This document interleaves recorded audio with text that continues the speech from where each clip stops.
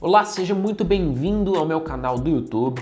Nesse vídeo a gente vai estar falando como é que você pode ganhar dinheiro com opções de uma maneira simples, com essas estruturas mais básicas. Então espero que você goste e faça o seguinte, se inscreve no canal antes de tudo e vamos nessa. Para você fazer uma compra a seco, você não precisa necessariamente do ativo. Tem algumas estruturas que você vai precisar fazer a compra do ativo, como um lançamento coberto. Mas, por exemplo, você tem aqui Petrobras, Petri 4. Vamos supor que ela está cotada ali nos seus R$30. E aí você faz o seguinte, você resolve comprar Petri C30. A Petri C30 te dá o direito de, até março, na verdade, estar comprando a Petrobras a R$30. E supondo que essa opção ela esteja cotada a R$1,35. A compra seco, eu simplesmente faço aqui a compra da opção sem ter necessariamente esse ativo.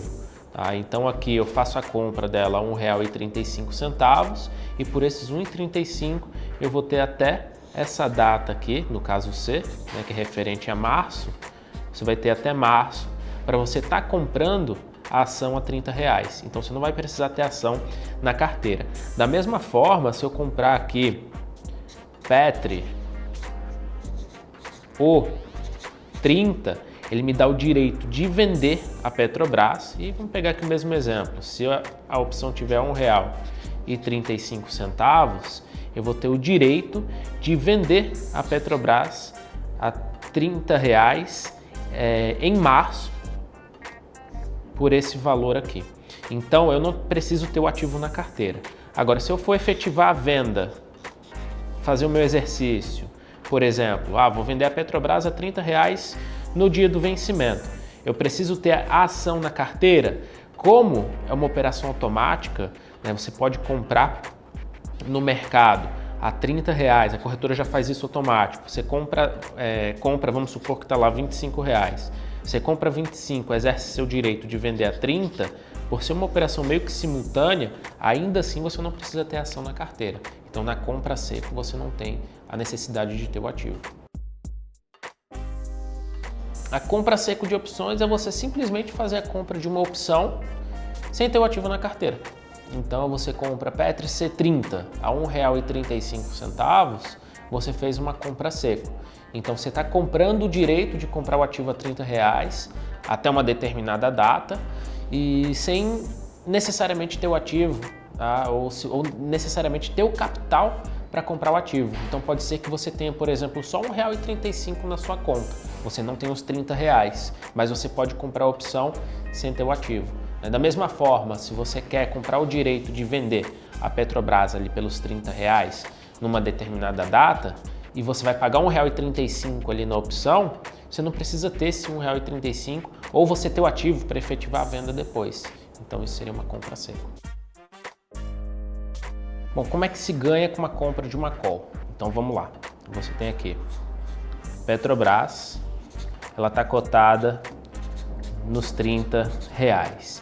E aí você resolveu comprar a Petri C30 e ela estava contada no mercado a R$1,35.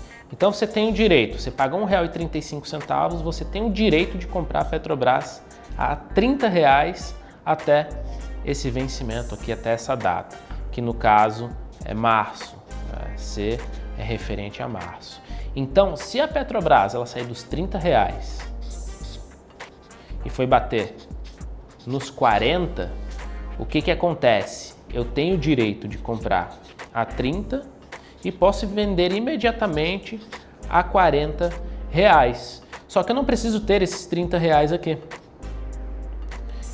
Eu posso ter só esse dinheiro aqui, R$1,35, porque como isso aqui no dia do exercício é uma operação simultânea, a corretora não exige que você tenha esse valor de R$30. É como se ela te emprestasse esses R$30. Então você ganha R$10 gastando apenas R$1,35. Então isso é uma das maneiras de você ganhar com a compra de uma call, que pode ser utilizada para proteger uma situação, né, se proteger contra a alta do mercado. Você pode ter alguma estrutura vendida, por exemplo, se proteger contra a alta do mercado, para isso aqui neutralizar as suas perdas, ou você está protegendo outros tipos de estruturas com o mercado de opções. Mas basicamente dessa forma que você ganha com a compra de uma call. Como é que se ganha com a compra de uma put? Bom, vamos pegar aqui um exemplo também, que a Petrobras, ela está cotada lá nos seus R$30. E aí eu vou fazer uma compra seco, comprar Petri ou 25, por exemplo. E essa opção ela estava ali cotada no mercado a 15 centavos. Então qual que é a ideia aqui? Bom, eu tenho o direito de vender a Petrobras por R$25, só que ela está a 30, por isso que esse valor aqui dessa opção ele é baixinho. Eu não preciso ter ação na carteira, porque digamos que o mercado ele caia e a Petrobras ela foi bater nos R$20. O que acontece? Eu tenho o direito de vender a ação a 25. Então eu posso comprar ela mercado a 20 e exercer o meu direito vendendo a R$25. Então nesse diferencial eu ganho R$5. A pergunta, Léo, mas eu não preciso ter ação para estar vendendo por 25, vendendo ou tá fazendo, enfim, a compra, não preciso ter o dinheiro da compra dessa opção?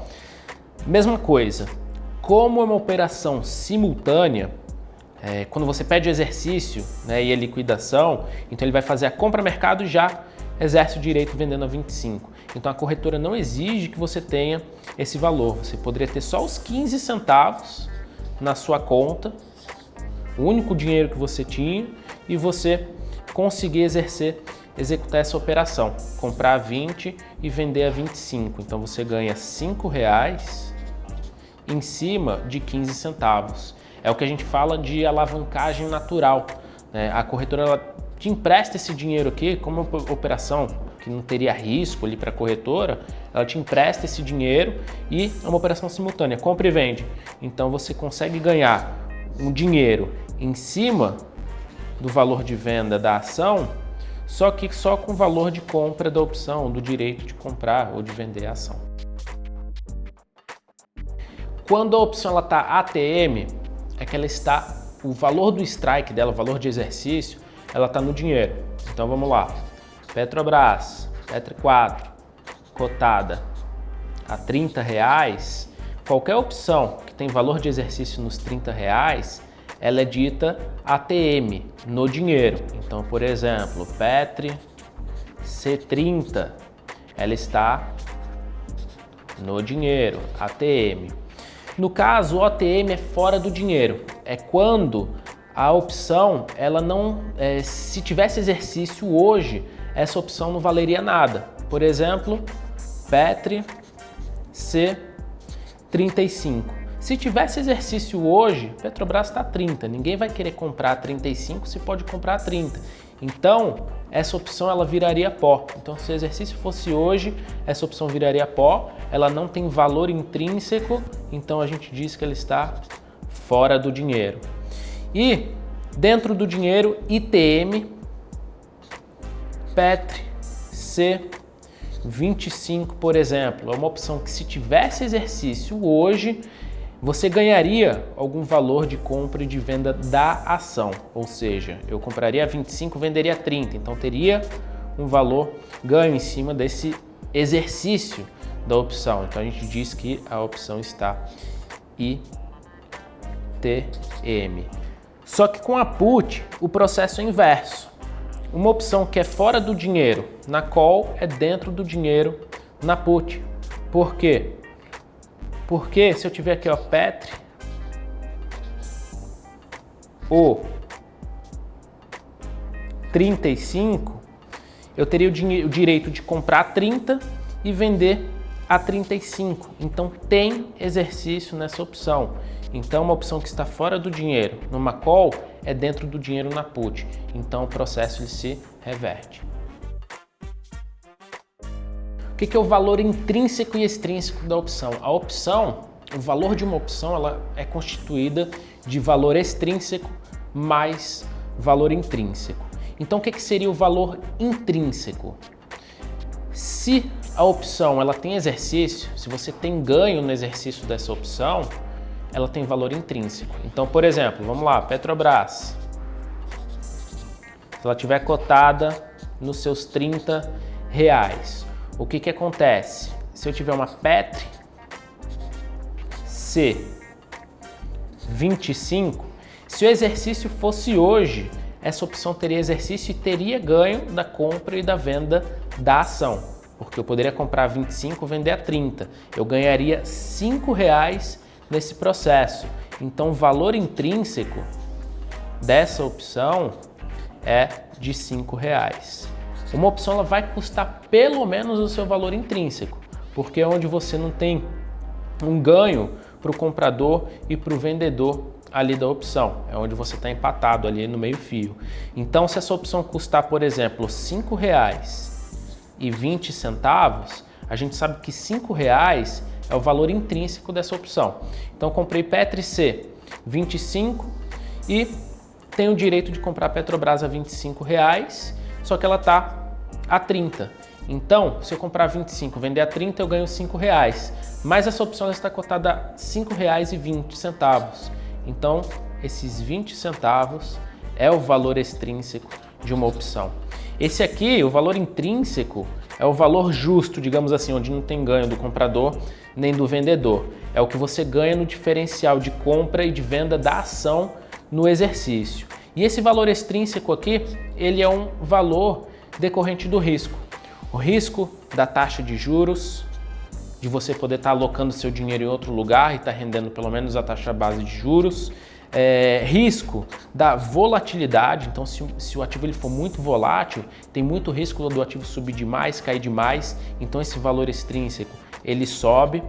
Você tem o risco também, na verdade, do tempo. Então, se tem muito tempo para o exercício, para o vencimento, a incerteza é maior, risco é maior, então esse valor extrínseco sobe também. E o valor extrínseco ele vai depender também do preço do ativo e do moneyness da opção, que é se ela está ATM, ITM ou ATM. O que é volatilidade implícita e o que é volatilidade histórica? A volatilidade histórica ela é com base no histórico do ativo. Então, você vai pegar todo o histórico passado do ativo, ver o retorno que ele teve ao longo do tempo e ele vai calcular a volatilidade, o desvio padrão do retorno. E a volatilidade implícita, o que é a volatilidade implícita? Bom, no mercado de opções, você tem uma fórmula de precificação das opções que é chamada de Black-Scholes. Então aqui você tem, vou botar aqui uma caixinha onde você tem a fórmula de Black-Scholes. E o que acontece? O que você vai colocar aqui nessa fórmula? Você tem alguns parâmetros. Você tem taxa de juros, que você vai colocar, preço do ativo, você vai colocar qual que é o strike da opção, né, ou valor de exercício, você vai colocar qual que é a volatilidade e o tempo que falta para essa opção vencer. Você jogando esses parâmetros aqui dentro da fórmula, ele vai te dar o preço da opção. Então vamos lá, vamos dizer que ele cuspiu lá R$1,35. Esse aqui é o preço teórico de uma opção. Só que aí você vai olhar no mercado, essa opção não está sendo cotada a R$1,35. Ela está sendo cotada a R$1,40. Por que esse valor muda? Bom, taxa de juros, ela vai ser a mesma, ela não pode mudar. O preço também, ele é definido, ele é padrão, não tem como ele mudar. O strike também, ele é um valor que ele não muda, ele não é mutável ao longo do tempo, né? A não ser que você mude de opção. E você tem o tempo também, que ele não é mutável. O único valor que entra aqui nessa fórmula é a volatilidade, que utiliza uma volatilidade histórica para calcular o preço teórico. Só que se ele der um valor diferente aqui, o que acontece? Deu R$1,40. Se eu fizer o processo inverso aqui da fórmula, jogar esse R$1,40 para ele me dar essas derivadas parciais de cada parâmetro desse, eu vou ver que a única variável que pode ser modificada é a volatilidade. Então ele vai me dar uma volatilidade diferente da volatilidade histórica. Provavelmente a volatilidade que ele vai me dar aqui é maior do que a volatilidade histórica. É o que a gente chama de volatilidade implícita, a volatilidade que o mercado está esperando. Então, quando você tem alguma movimentação atípica no mercado, vai sair, sei lá, greve dos caminhoneiros, vai sair alguma coisa que os players eles começam a comprar opções, que as opções são medidas de proteção, né, vai sair balanço, vai ser alguma notícia importante, o preço das opções começam a subir porque os players estão esperando uma volatilidade maior. Então essa volatilidade implícita ela fica alterando ao longo do tempo. Hoje pode ser uma, amanhã pode ser outra, né? Só que você tem uma medida aqui, né? Normalmente se utiliza um indicador chamado IV Rank, né? De ranking de volatilidade implícita, que ele me mostra dentro de uma faixa de preço da volatilidade mínima até a máxima no período de um ano, onde é que essa volatilidade ela tá. Então eu consigo entender se essa volatilidade ela tá alta, se ela tá baixa, e com base nisso aqui eu consigo adotar algumas estratégias, seja de compra de volatilidade, venda de volatilidade, sem necessariamente estar olhando para preço. Então essa é a diferença entre a volatilidade histórica e a volatilidade implícita. Bom, vamos lá. Quando você faz uma compra a seco de opções, as opções elas têm as variáveis gregas que elas me dizem, ela com base nessa fórmula Black-Scholes, que ela me diz o quê? O que vai acontecer com o preço da opção quando se modifica essas variáveis aqui, preço, strike, volatilidade, tempo.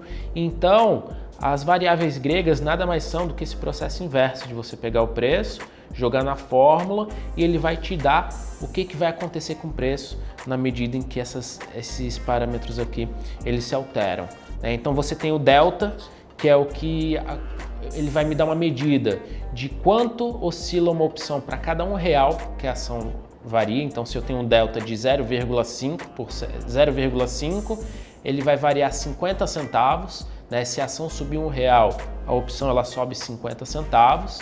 E na compra seco, quais que seriam as variáveis aqui bem significativas para a gente estar olhando? É basicamente o θ e o vega.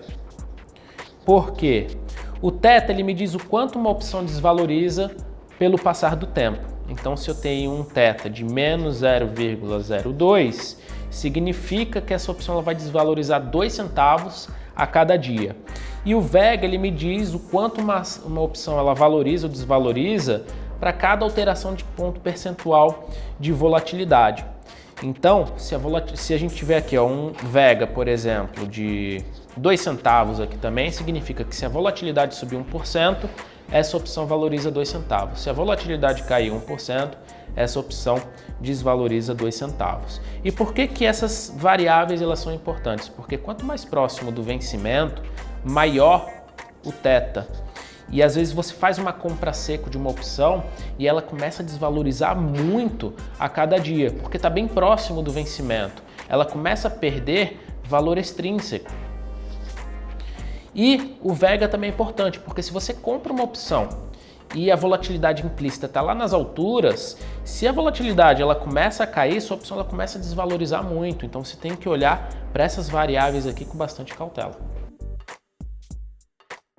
Como é que as variáveis gregas elas mudam com o tempo? O delta ele vai tender a 0,5 nas opções que estão no dinheiro, vai tender a 1 nas opções que estão dentro do dinheiro. Quanto mais próximo do vencimento, mais essas variáveis tendem a esses níveis, e ela vai tender a 0 nas opções que estão fora do dinheiro. O gama, ele tende a subir, ele tende a ficar cada vez mais alto nas opções que estão no dinheiro. O gama, ele me diz o quanto o delta vai variar. Então, o gama ele tende a 0 nas opções ITM e OTM, conforme vai chegando o dia do vencimento, e as opções ATM ficam com um gama altíssimo, significa que qualquer variação nessas opções elas ganham muito valor ou perdem muito valor, porque o delta ele acelera. Então ele mede o quão explosiva a opção é. A gente tem o Theta, que o Theta ele vai ficando cada vez maior conforme o vencimento ele vai se aproximando. Ele tende a ser bem baixo quando você tem opções mais longas e quando vai se aproximando do vencimento elas ficam, o Theta fica altíssimo e o Theta ele é maior nas opções que estão no dinheiro, porque são as opções que têm maior valor extrínseco. E você tem basicamente aqui para a gente acompanhar, essas são as principais variáveis em que a gente acaba acompanhando com o decorrer do tempo, né? O delta, o theta e o gama, né? Elas vão ser elas que vão ter maior influência ali no preço das opções. E uma compra seca você tem que ter alguns cuidados. O primeiro, quando você compra uma opção, você tem que olhar para aquelas variáveis gregas, tá? No sentido de que se a opção ela estiver próxima do vencimento, você tem que entender que essa opção ela vai desvalorizar muito rápido. Então, o poder de desvalorização, a dificuldade para você estar ganhando nessa opção acaba sendo bem menor. Primeiro que você vai ter que acertar um alvo num prazo muito menor. Além de você estar tentando acertar um alvo, você tem um limite de tempo bem definido. E o outro ponto é que você tem o Theta, você tem o tempo desvalorizando muito a sua opção, o que acaba colocando diversos fatores contra a sua posição. Outro fator que você tem que olhar, que você tem que ter cuidado, é o Vega. O Vega é aquela medida que mostra o quanto a opção valoriza ou desvaloriza para cada ponto percentual de variação da volatilidade. Então, se acabou de acontecer um evento, o mercado está esperando um evento, alguma coisa que está trazendo risco e receio para os mercados, a volatilidade ela tende a disparar e as opções elas ficam bem caras, porque elas ganham muito valor extrínseco, elas ganham muita gordura.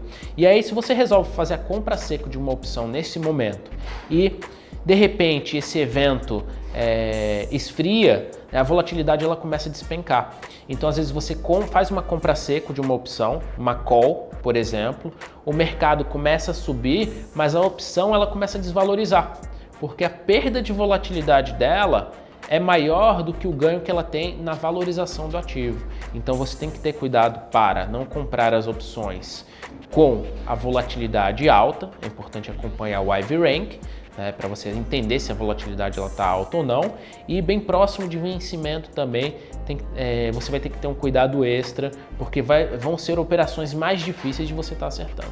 Espero que você tenha gostado desse vídeo. Se você gostou, deixa o seu like, o seu joinha. Também coloca nos comentários qual foi a parte que você gostou mais. E se você ainda não está inscrito no canal, clica aqui embaixo, se inscreve, clica no sininho para receber a notificação de quando um novo vídeo for pro ar. Nos vemos na próxima. Valeu, tchau, tchau.